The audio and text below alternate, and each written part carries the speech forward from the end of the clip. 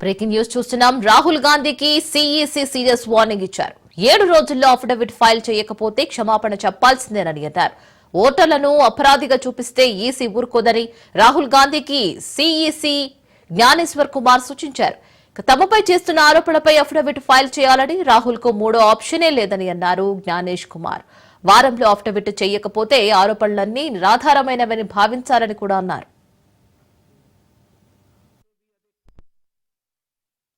मतदाता द्वारा अपना प्रत्याशी चुनने के 45 डेज के भीतर माननीय उच्च न्यायालय में चुनाव याचिका दायर न की जाए और फिर वोट चोरी जैसे गलत शब्दों का इस्तेमाल करके जनता को गुमराह करने का असफल प्रयास किया जाए तो यह भारत के संविधान का अपमान नहीं तो और क्या है।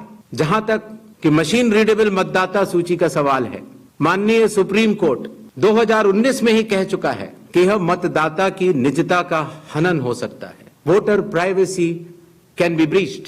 लोकसभा के चुनाव की प्रक्रिया में 1 करोड़ से भी अधिक कर्मचारी, 10 लाख से भी अधिक बूथ लेवल एजेंट्स, 20 लाख से भी अधिक प्रत्याशियों के पोलिंग एजेंट्स चुनाव के लिए कार्य करते हैं। इतने सारे लोगों के समक्ष इतनी पारदर्शी प्रक्रिया में क्या कोई भी मतदाता वोट की चोरी कर सकता है?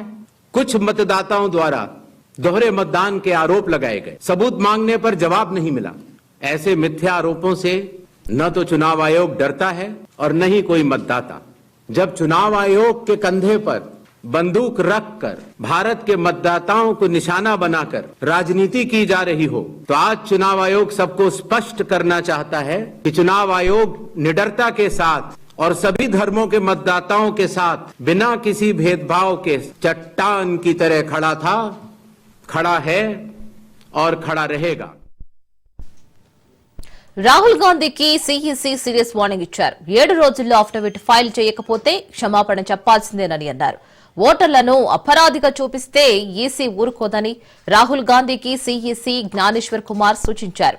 తమపై చేస్తున్న ఆరోపణలపై అఫిడవిట్ ఫైల్ చేయాలని రాహుల్ కు మూడో ఆప్షనే లేదని జ్ఞానేశ్వర్ కుమార్ అన్నారు. వారంలో అఫిడవిట్ వేయకపోతే ఆరోపణలన్నీ నిరాధారమైనవని భావించాలని అన్నారు.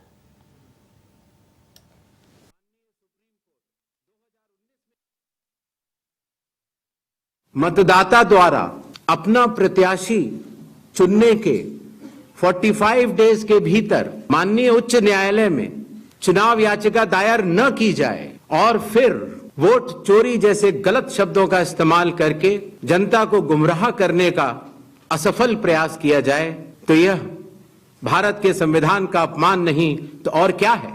जहां तक कि मशीन रीडेबल मतदाता सूची का सवाल है, माननीय सुप्रीम कोर्ट 2019 में ही कह चुका है कि यह मतदाता की निजता का हनन हो सकता है। Voter privacy can be breached.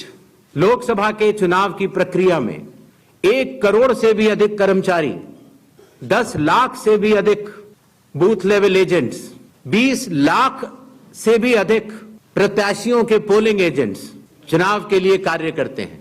इतने सारे लोगों के समक्ष इतनी पारदर्शी प्रक्रिया में क्या कोई भी मतदाता वोट की चोरी कर सकता है? कुछ मतदाताओं द्वारा दोहरे मतदान के आरोप लगाए गए, सबूत मांगने पर जवाब नहीं मिला। ऐसे मिथ्या आरोपों से न तो चुनाव आयोग डरता है और न ही कोई मतदाता।